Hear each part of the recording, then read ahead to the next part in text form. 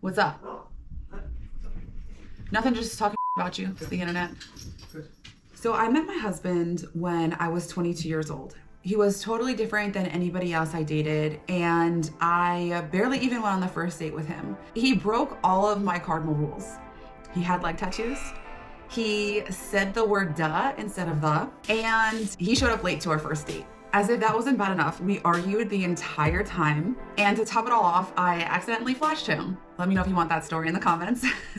I Xeroxed her driver's license, and she is not welcome at this restaurant chain ever again. But by the end, we were totally hooked, intrigued, confused, and so excited for the next time we could see each other. If you showed 22-year-old me a lineup of men and asked me to pick one, he would not have been it.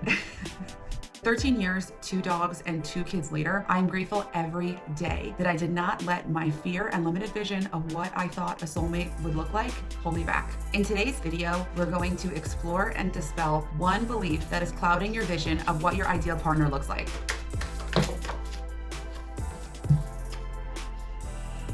You have an ideal of what you think the relationship should look like, and if it doesn't look like that, it's actually too risky to pursue. Which is like kind of interesting because you have always had a vision of how you expect your partner to treat you, and it hasn't worked out to this point. So, so some of you, So some of you expect to be treated in a certain way, not just like, I expect to be loved, I expect to be cared for. It's more like every single scenario you have an idea in your mind of what your ideal partner would say and how your ideal partner would react.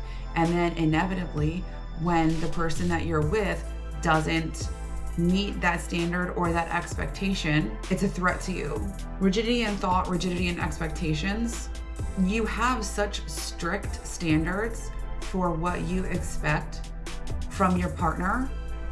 And then when that person doesn't meet that expectation and you end up separating from that person, you're like, why can't I find the one? But it's just kind of like, it's more like you're very, very focused on what the other person is doing and how the other person is reacting.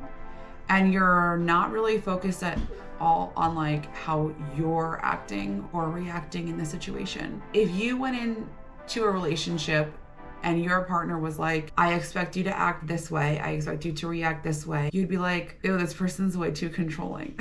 So in turn, you can't do that when you're going into these relationships either. You have to be open to accepting another person for who they are and not just what they can do for you.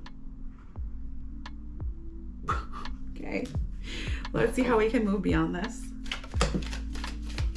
10 of Swords, so I am getting that there is a cycle to this, that this might be something that you work on kind of like long-term in a series of relationships before you really see kind of the detriment in these unrealistic expectations for your partner. Okay. Strength, 8, and the Sun. Wow, so a lot of Leo energy, Leonian energy. So the first 3 cards that we have here are all air signs, Gemini, Libra, Aquarius. And the way out is through fire, in particular strength, Leo and the Sun. This is a deeper sense of love. Fundamentally, Leo is about love. Do you see this woman right here? She's petting a freaking lion. Would you want to pet a lion? That's freaking scary. But she says, you know what?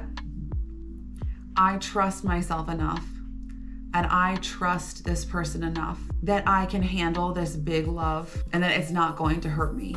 And with the Sun here, authenticity.